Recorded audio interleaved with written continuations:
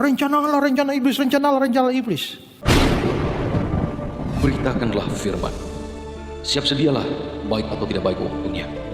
Nyatakanlah apa yang salah, tegurlah dan nasihatilah dengan segala kesabaran dan pengajaran. Rancangan supaya Yesus disalib itu memang dari iblis. Tetapi Bapa di sorga merubah rancangan iblis itu menjadi rancangan keselamatan. Makanya salib itu adalah inisiasi dari iblis, tetapi Bapa di sorga merubah salib itu menjadi keselamatan. Keterlibatan iblis adalah ingin menggagalkan misi salib. Jadi salib jelas bukan kehendak iblis, bukan rencana iblis. Tetapi itu bukan tujuannya. Tujuannya Allah bukan untuk mengirim Yesus disalib. Tujuan Allah adalah mengirim Yesus untuk keselamatan manusia. Bahwa pada akhirnya terjadi penyaliban, Allah mengubah tindakan jahat manusia itu untuk kebaikan, untuk tujuan keselamatan tadi. Tapi tindakan penyaliban itu bukan maksudnya Allah. Jadi penyaliban itu bagian dari misi, bahkan merupakan klimaks, merupakan puncak dari misi Sang Mesias yang ilahi. Itu bukan akibat plot dari setan, bukan bagian dari rencana setan. Itu bagian dari tugas yang diberikan Bapa. Kemarin saya sudah kutip bagi saudara kan? Yohanes pasal 10, Yesus bilang apa? Aku berkuasa memberikan nyawaku dan berkuasa mengambilnya kembali. Kemudian Yesus lanjutkan, itu adalah perintah, entole, perintah dari Bapa. Jadi perintah dari Bapa itu apa? Memberikan nyawanya dan mengambilnya kembali. Jadi itu sebenarnya Dr. Pfister mengatakan, penyaliban Yesus dan kematian melalui penyaliban merupakan bagian esensial, bahkan paling penting dan klimaks dari misi Sang Mesias yang ilahi. Rencana jahat untuk menghancurkan Yesus melalui salib memang datang dari iblis.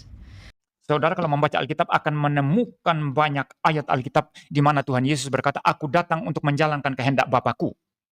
Berarti semua yang dikerjakan oleh Tuhan Yesus sejak berinkarnasi sampai disalibkan, sampai mati, sampai bangkit dari kematian pada hari ketiga, sampai menampakkan diri pada 40 hari setelah kebangkitan, sampai naik kembali ke surga, semuanya itu adalah menjalankan kehendak Bapanya, bukan kehendak setan. Jadi Yesus sama sekali tidak ada ruang sedikit menjalankan rencana dan kehendak setan. Semua yang dijalankan adalah kehendak Bapa di surga. Ya, Yesus berulang-ulang berkata, aku menjalankan kehendak Bapakku. Ya, tidak ada satu teks Alkitab pun di mana Yesus menyatakan aku menjalankan kehendak setan. Tidak. Nah, dalam rangka menjalankan kehendak Bapa ini, kehendak Allah, setan itu diperalat. Tahu diperalat ya? Dimanfaatin. Dengan kebenciannya setan. Dan orang-orang yang mengikuti setan, orang-orang Yahudi yang membenci Yesus. Dan kebencian mereka. Mereka ingin bunuh Yesus, tapi tidak sesuai. Seperti dalam Yohanes pasal 8. Mereka ingin bunuh Yesus, tapi tanpa salib. Yesus tidak bisa dibunuh di situ, karena bukan rencana Bapa. Kemudian di dalam Injil Lukas tadi, mereka membawa Yesus ke jurang. Itu kehendak setan, ingin membunuh Yesus, tapi bukan salib. Maka mereka tidak bisa membunuh Yesus. Jadi kehendak setan tidak pernah jalan kepada Yesus. Allah itu punya rencana untuk memusnahkan dia, yaitu iblis yang berkuasa atas maut. Ini rencana Allah, bukan mematikan Yesus. Tapi melewati maut itu, dia membangkitkan Yesus, dan dengan jalan demikian, ia membebaskan kita yang seumur hidupnya berada dalam perhambaan oleh karena takutnya kepada maut. Jadi kehendak Allah adalah supaya Yesus taat, tidak lari dari salib. Kalau dalam kekekalan Kristus sudah ditentukan jadi juru selamat melalui penyaliban, iblis belum ada, manusia juga belum ada, dosa juga belum ada. Jadi itu kehendak siapa? Yesaya 53 ayat 10. Tetapi Tuhan, ini Yesaya 53 ini nubuat tentang hamba Tuhan yang menderita, itu Kristus ya. Tetapi Tuhan berkehendak meremukan dia dengan kesakitan. Ini menuju pada Kristus. Jadi siapa yang berkehendak Kristus disalibkan? Tuhan berkehendak. Kisah Rasul pasal 2. Dia yang diserahkan Allah menurut maksud dan rencananya telah kamu salibkan dan kamu bunuh. Jadi pembunuhan dan penyaliban Kristus itu menurut maksud dan rencana siapa? Rencana Allah lah. 1 Petrus 1 ayat 20. 1 Petrus 1 ayat 20 yang sudah kita bahas. Dia telah dipilih sebelum dunia dijadikan. Tapi karena kamu baru menyatakan diri pada zaman akhir. Dia telah dipilih. Dipilih untuk apa? Konteksnya dipilih untuk menebus. Berarti penyaliban Yesus itu rencana Allah.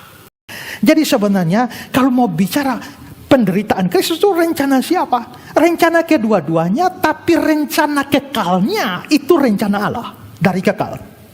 Iblis itu bikin rencana di tengah jalan, tapi dia kecolongan karena dia tidak tahu seluruh rencana keselamatan Allah.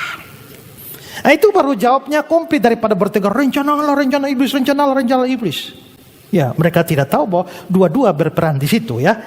Jadi sebenarnya kedua hal itu bertemu. Dari sisi Allah, salib adalah rencana keselamatan. Dari sisi iblis, salib adalah upaya untuk membinasakan Yesus. Tapi justru melalui salib itulah rencana Allah menang, iblis kecolongan dan dipermalukan.